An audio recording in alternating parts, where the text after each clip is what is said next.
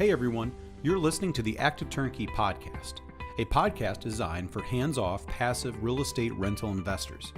In the Active Turnkey podcast, you'll hear Tom Olson and Jared Stoutmeister discuss all things turnkey rentals with other turnkey providers, service providers, and rental investors.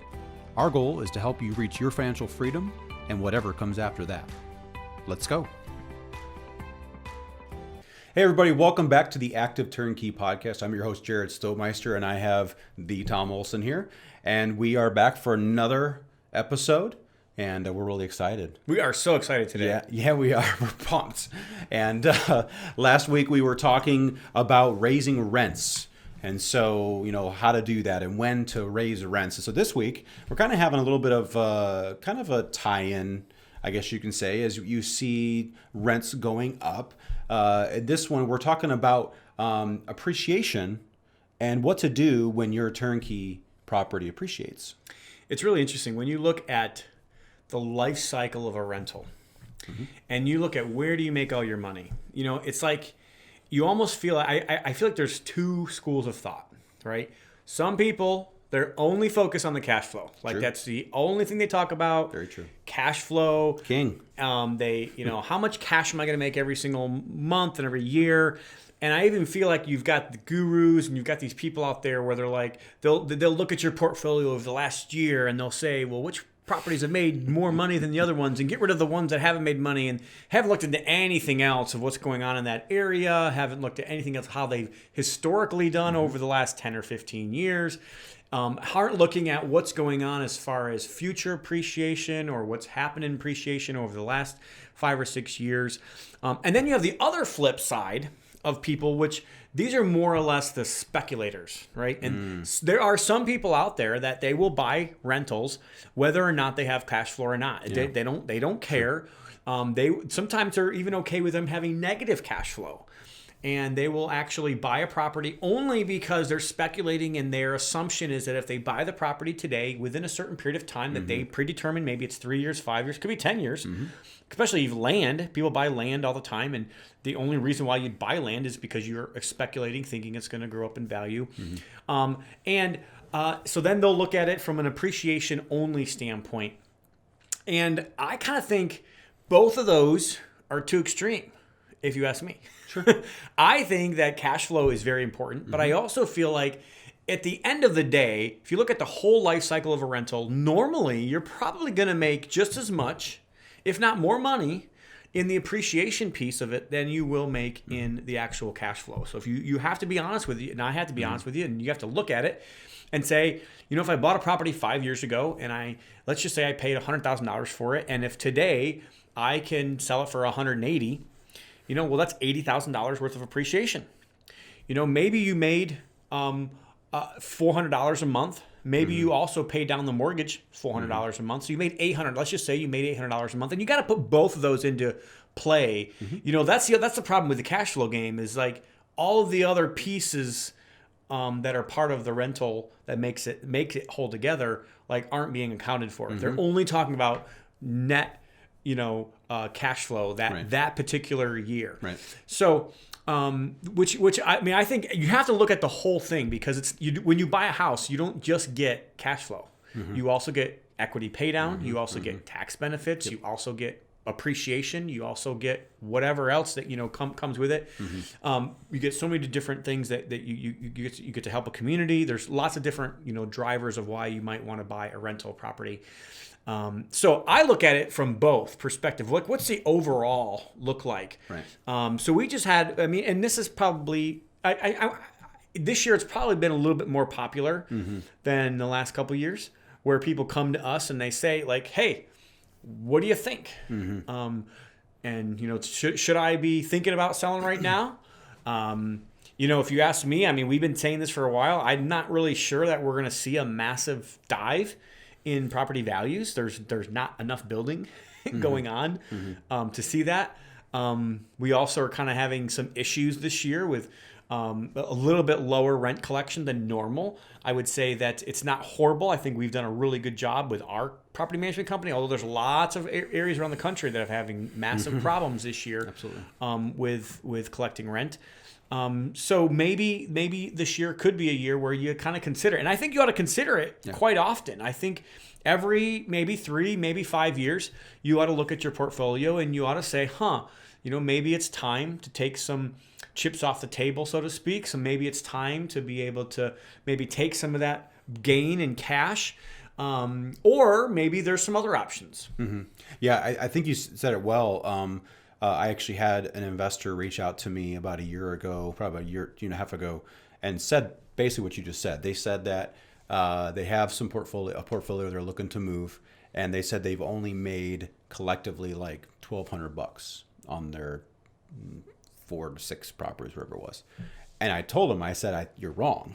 You're absolutely wrong in that number. They were looking specifically at like cash flow as what they made. I'm like, well, you're missing out on all the other benefits you've received. You've the pay down and the appreciation and depreciation, all the other stuff that is definitely a factor along with cash flow. So I'm like, if you look at it just in cash flow, then that's not an accurate way. It's not even a fair way, I guess you could say, if you're trying to have your proper due diligence.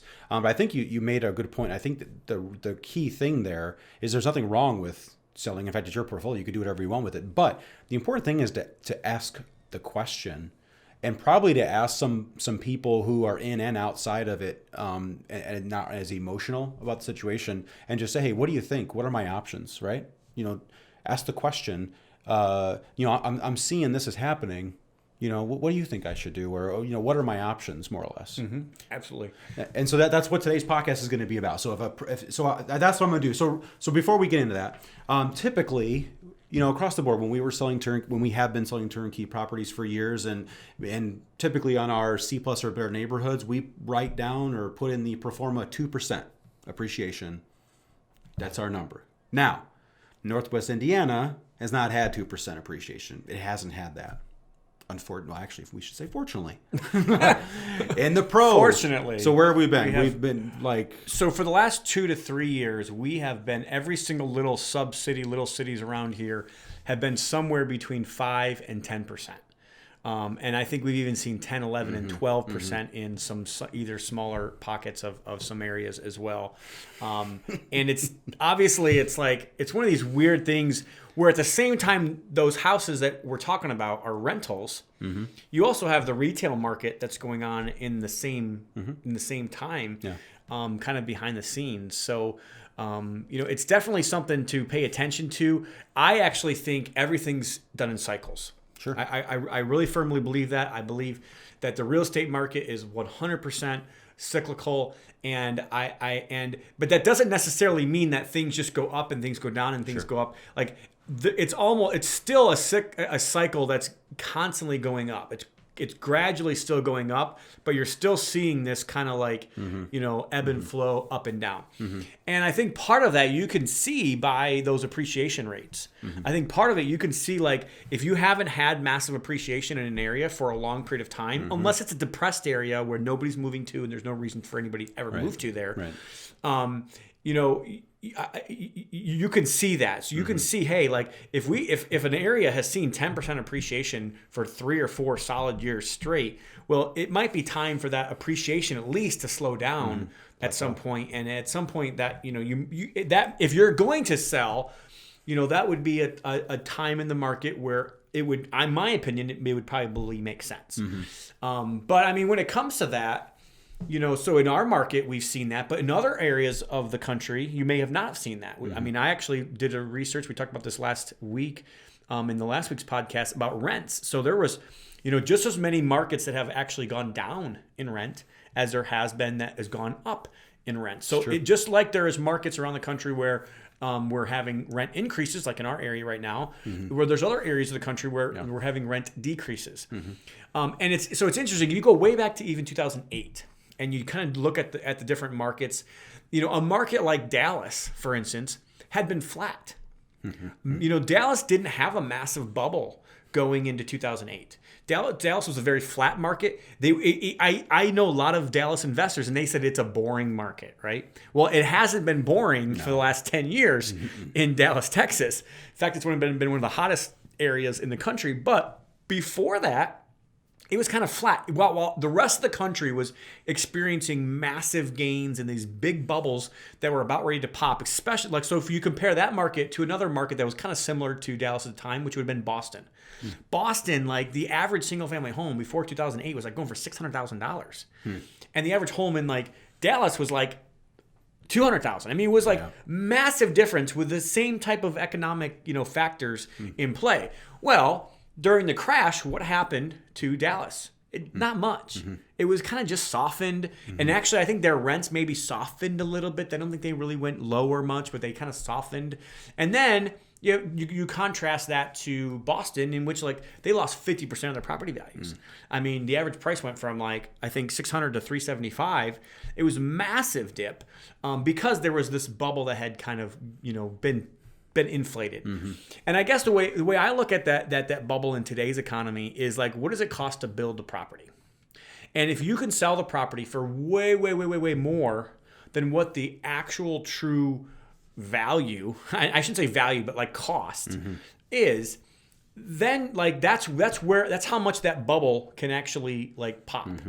If it actually costs $1 million to build a house, and it actually, with the land and to have the house, like it's gonna be really hard for that property to sell under $1 million unless it's an inefficient market. Sure. And that's kind of partly why I like Gary so much, because it's been inefficient for so long. You can still buy houses for cheaper than what you can build them for. And it's starting to tip a little bit the other way, and it's not gotten to the point anywhere even near where you can sell for more than you can buy for, like in some other areas around here and around the country.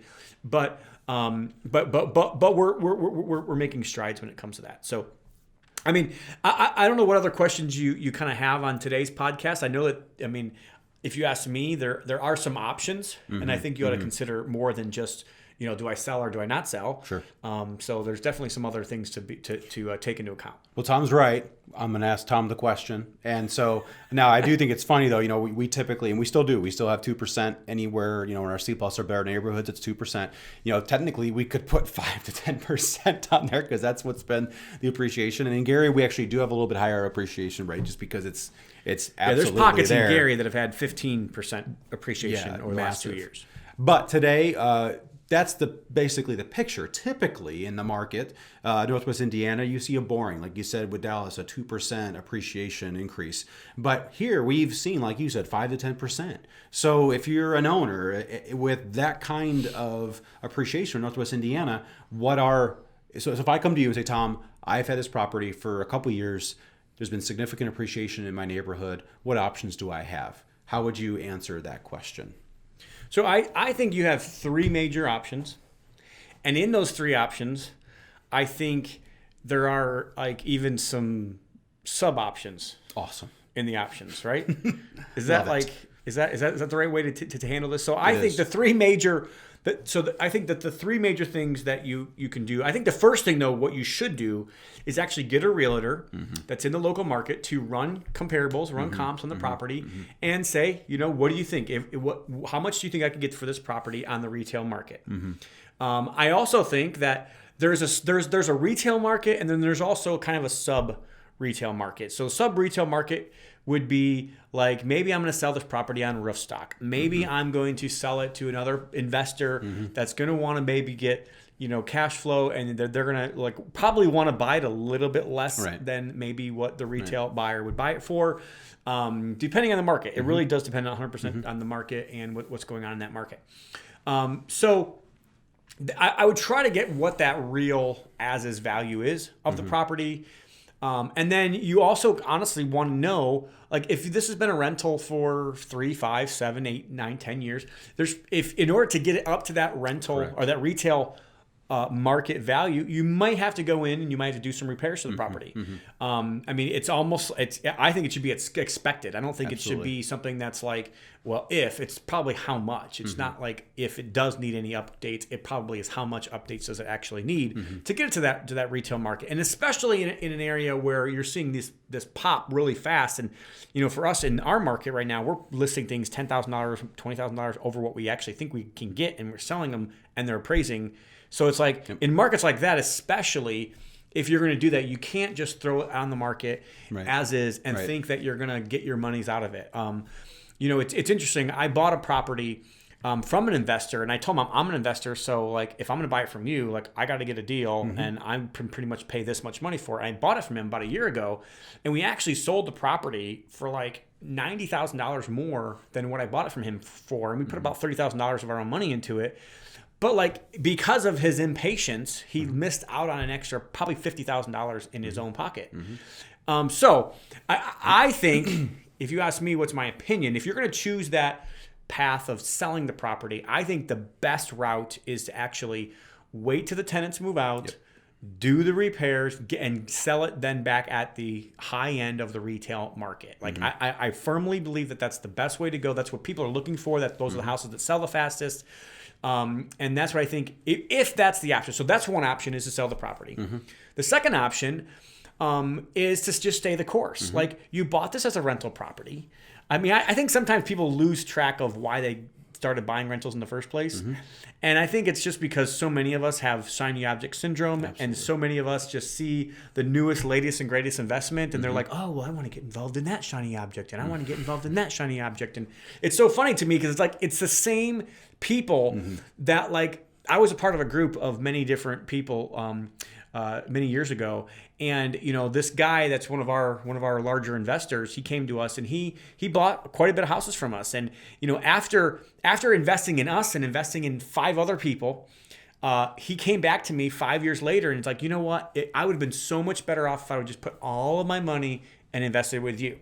But it's the same type of people that is like, well, I want to go invest in these other things right now. Like, so I get it. Like, trust me, like, I don't think that there's necessarily a wrong answer. And I don't really ever recommend that you put all your eggs in one basket and invest all your money in one market or with one provider. Because just as much as like Jared could be an awesome guy today, he could really turn into a freak tomorrow, right? Jared could get hit by a bus. I don't know. He could slip on the fall. He could get cancer. There are so many things that could happen. And the people that do manage your properties, if you put all your eggs in that one basket, there are threats and some things that could come into play. And again, just because there's great people today, people change as well. That's the other thing that happens. We get selfish and we do things that we shouldn't do. I didn't like the direction of this. Jared this does not like this. Well, I do want to reiterate. So for a company like us that acquires, we see this all the time. We see people who see what's happening in the market. They see that the house down the street sold for $130 or $150 or $170. So they think, oh, my house is worth the same. Or $230. Or whatever the price is. And there's emotion to it. First of all, it's their home. Or even if it's not an owner occupant, that they still think that, well, now that's what the house is worth. When kind of like what you said, the assumption is its value, when actually there has to be some things done. Like when we go in and flip a house, it's beautiful and there's some beautiful finishes and a lot of work usually goes into that house to get that number. So you see a lot of people in the local area who now you see houses popping up, and those are generally the ones that have the longest days on market because the actual list price is just obscenely high compared to the actual value of the home, the present day value. So so that is something to think about. So if you're the investor, you nailed it. If you're the investor, you have a property in your portfolio, you've owned it for 3 to 5 years, odds are you're going to need to do some decent amount of upgrades and cleanup to get that house to where you want it to be in that market value to get that high dollar. We just see it over and over again. Right. So like I said, you the first option we talked about was selling the property. I think with selling the property, you have 2 options. The one option is to sell the property as a rental. The other option, and or maybe sell it wholesale and sell it for a discount, or like, in which I think is probably the better end, find a great local realtor that knows this, that understands how to work with investors and understands what it takes to get that high end of the market. And my wife works with lots of people in our area with this. It works out really, really well. So like, and then sell it to retail. And then the second thing is to stay the course. The second step is, or the second option is to stay the course. Like, you got into this for a reason. You wanted generational wealth, maybe. I know as of right now, we still have the stepped up basis. Who knows what's going to happen with our current administration with getting rid of the stepped up basis. But like, owning rental properties is a massive wealth transfer, and like every time you sell, you lose that ability to transfer that wealth. So that's something that you can think through. Stay the course, continue on. Let the rents increase. There's gonna be rent increases. Trust me. Like it's not. Rents don't go down. It's kind of like taxes. Taxes don't go down. Rents don't go down. Interest rates have been going down, which has been good for us. Yes. But anyway, so stay the course, raise the rents as you need to raise rents, keep up with your properties, and just don't even worry about it. You just think of it as like a reset to be able to make more money when the rents raise, because they're going to raise. And then the third option, and I think it's hard to think about this unless you've owned the property for at least maybe 5, 6, 7 years, or if you've seen massive appreciation. So if you've seen $50,000, $60,000, $70,000, $80,000 worth of appreciation, most people have loans on the properties. It could be a time to think about refinancing. It could be a time to think about doing a HELOC on these things and be able to have access to that capital. So maybe it might be time to say, hey, I want access to this capital, but I think I'm just going to stick with the asset. I'm just going to continue long. Sure. And, Robert Kiyosaki has been teaching this for years. Like every time you get that big pile of cash, you might have 5 properties. And let's just say you got $200,000 in extra equity in these properties. Well, you pull out $200,000, you could just go buy a couple more houses in cash. You could use that money to put 20% down and buy 5 more houses.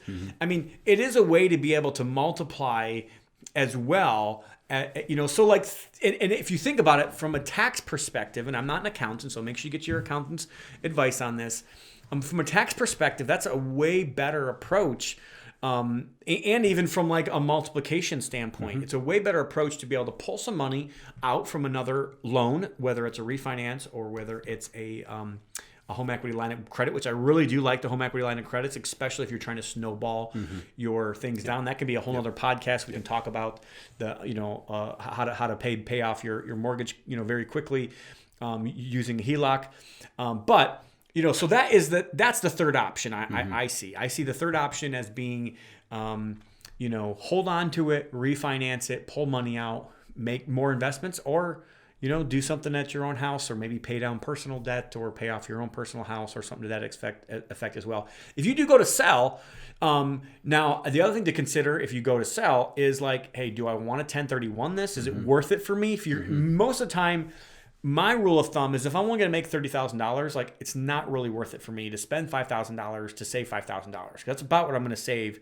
Maybe $8,000, $10,000 I might have to pay in taxes. Right. But if I'm only going to make $30,000, it's probably not worth it for me to spend $5,000 on a 1031. Now, if I'm going to make $50,000 or $80,000, I really got to think through. Do I want a 1031? Do I want to move that money into a new property, and kind of work that way? So if it's me, those are the things that I'm thinking about, we would be glad to help you on if there's any of our properties here, or if you have questions about your own properties in other areas of the market. Like we do want to be able to be a resource to help you for that as well. So. What else you got, Jared? No, that's it. I mean, for the most part, we're just trying to provide options. That has been a question that's come up to us many times. Sometimes we pull back and we're reassessing the property. We may see, hey, you got $100 worth of cash flow, rent you can raise, significant number. It's definitely down where we've seen some increase in that area, or it's significant appreciation. I have an investor who wants to sell and reinvest the savings through like a 1031 exchange into an area like Gary, so their acquisition cost would be lower. So that was part of their strategy. So there are different things you can do. We have an investor locally. Actually, we had him on our podcast a while ago where he was divesting in Illinois and reinvesting into Indiana, where he felt his return would be greater. And so there is different opportunities, different things you can do, and different options. But today was more or less talking about what you can do when you have that option. And we have found that if you're dead set on selling, it does seem that the retail route has been the most productive, even for us. Well, you have to understand, like we do this too, like with our own portfolio. I even have a personal house right now, one of my personal rentals that I own personally outside of all my companies. Like I'm selling it right now because I have well over $100,000 in equity in this property. And I'm like, would I rather have $100,000? Would I rather do a 1031 exchange, or would I rather refinance the property? That's an option. I could do that. kind of thinking through all the different options when it comes to it. And, so right now I'm even considering selling one of my properties right now. And I don't really necessarily think it's a bad time to sell, but I also think, I have to go back to what I've always said I shouldn't say always, but for the last 5 or 10 years, I have really been kind of beating this same drum. We're not building as many properties as we used to. I actually have more of a worry of the United States becoming Zimbabwe and our money being worthless, which means the only way to hedge against that is to actually own hard assets, own physical property, because those assets are going to be more expensive. Because it's not necessarily that the asset's worth more; it's that your money's worth less. And I do think that if the United States as a whole is going to run down a path, I think that's much more likely path, especially with the trillions of dollars that we keep printing with this stimulus that keeps getting forced because we keep shutting down the economy and not making people pay their bills. I think definitely, and I think also in 2021. Some landlords just might be sick of having to try to collect rent from people that, try to claim the COVID. And when there's only 7% unemployment rate, at least in our area, there shouldn't be 20% of your residents that can't pay. And that's not the case with ours. Fortunately, we've done, like I said, I think we've done pretty well. It's lower. Our collection rates are lower than what they normally are. But some people are like, you know what, I just don't want to deal with it this year. Maybe it's the time to sell. And I wouldn't blame you for it. I really wouldn't. I don't think that there's a wrong answer there. But I do think that sub 200 markets, any market around the country that's under $200,000 that has population that's not massively losing population for some reason, I think is a really insulated market and a place to be able to keep my money that I don't think it's going to lose value. One thing I can want to add or reiterate that Tom said today was, he mentioned that Becky, his wife, and the designer for our company and all these different seats she has, she does offer that service, and she has helped some of our own clients here.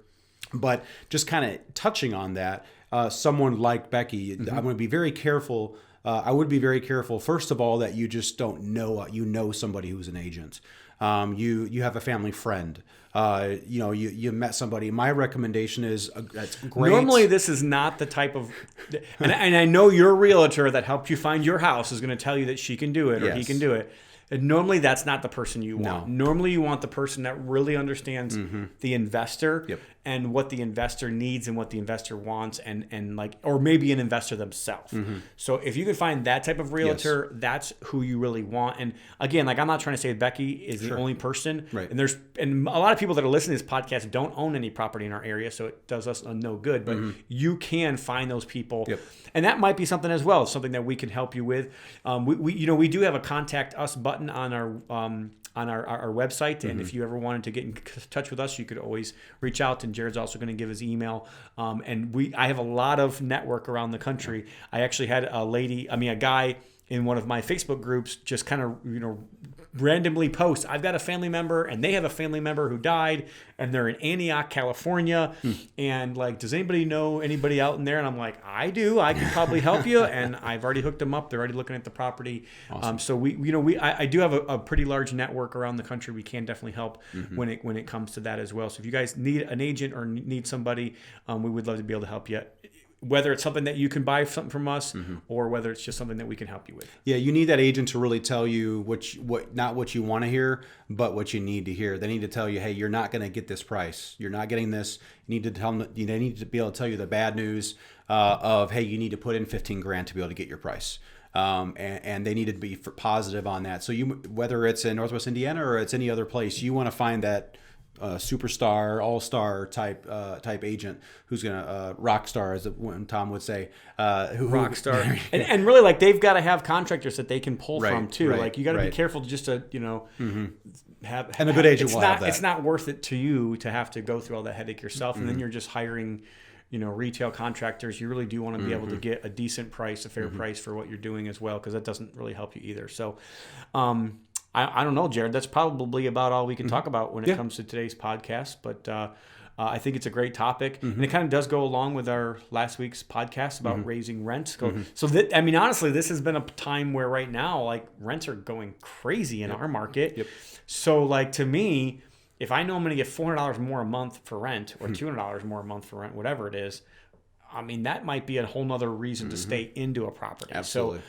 So, for me and for us and with the services that we're trying to provide, like, I don't really care. Honestly, what I care about is stewarding and building and stewarding rental property, building and stewarding rental properties for investors. That's what we're trying to do. So whether or not we hold it long term in the property management company, whether or not we can be a resource for you to be able to make long-term gains on your investments, and maybe you come back to us, maybe you don't. We want to be able to be a resource to be able to help people grow financial freedom and be able to work so they can have more, so they can give more, and that's what we're all about. Well, we appreciate you joining us in this podcast. We hope this brought you value. And don't forget, we do build rental portfolios for investors like Tom just said. So if you're interested in getting started, or you're looking to get into a new market, or if you're just one of our clients and you want to touch base again and find another property for us, you could reach me at jared@buyolsongroup.com, or you can go to our website at buyolsongroup.com. And Tom, any your closing thoughts here before we shut it down? Active Turnkey, the best way to buy rentals. Olson Group Network makes no warranty, guarantee, or representation as to the accuracy or sufficiency of the information featured in this podcast. The information, opinions, and recommendations presented in this podcast are for general information only, and any reliance on the information provided in this podcast is done at your own risk. This podcast should not be considered professional advice. Unless specifically stated otherwise, Olson Group Network does not endorse, approve, recommend, or certify any information, product, process, service, or organization presented or mentioned in this podcast, and information from this podcast should not be referenced in any way to imply such approval or endorsement. Any third-party materials or content of any third-party site referenced in this podcast do not necessarily reflect the opinions, standards, or policies of Olson Group Network. Olson Group Network assumes no responsibility or liability for the accuracy or completeness of the content contained in third-party materials or on third-party sites referenced in this podcast, or the compliance with the applicable laws of such materials and/or links referenced herein.